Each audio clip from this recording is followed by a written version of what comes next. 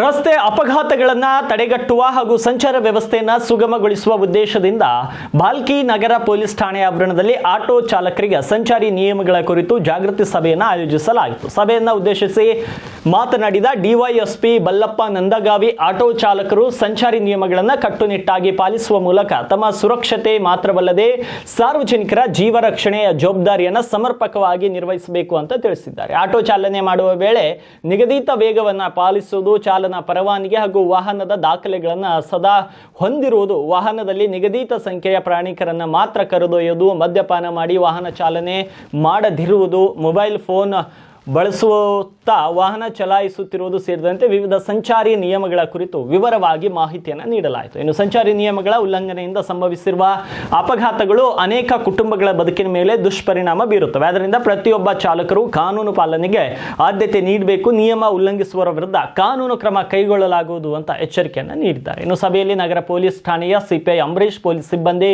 ಮಹೇಶ್ ಸೇರಿದಂತೆ ಅನೇಕರು ಉಪಸ್ಥಿತರಿದ್ದರು.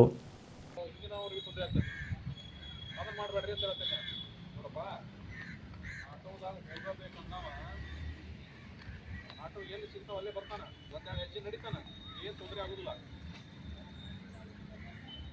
ನೀ ಅವಾಗ ಹೆಲ್ಪ್ ಮಾಡಕ್ಕೆ ಹೋಗಿ ಅವನ ತಕ್ಕ ಇಲ್ಲ ನಿನ್ನ ದೋಸ್ತರನ್ನ ಬಿಡಿಸಿ ನೀವು ಹೋಗಿ ಉದ್ಯೋಗ ತೊಗೊಳಕ್ಕೆ ಹೋದೆ ಅಂದ್ರೆ ನನ್ನ ಕೈ ಸಿಕ್ಕೊಂಡು ಅಥವಾ ಪೊಲೀಸರ ಕೈ ಸಿಕ್ಕೊಂಡಿದ್ರೆ ಗ್ಯಾರಂಟಿ ಹೇಳ್ತಾ ಇದ್ದೀನಿ ನಾನು.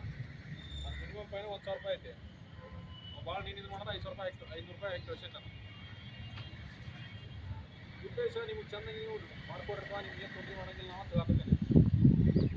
ಮತ್ತು ನೀವು ಮತ್ತು ಆ ರೀತಿ ಊರು ಸ್ವಲ್ಪ ಎಲ್ಲಿ ಬೇಕಲ್ಲ ಏನು ಬೇಕಾದ್ರೆ ಮಾಡಿದ್ರು ಮತ್ತು ನಾ ಬಿಡೋದಿಲ್ಲ. ಒಂದು ಲಾಸ್ಟಾಗಿ ಇದ್ರ ತಕ್ಕ BKT ತನಕ ಅದು ಅಡ್ಡಾಡೋರು ಅವ್ರು ಹಚ್ತಾರೆ, ಅಲ್ಲಿ ನೋಡಿದ್ದೀನಿ ಊರಾಗ ನೋಡಿದ್ದೀನಿ.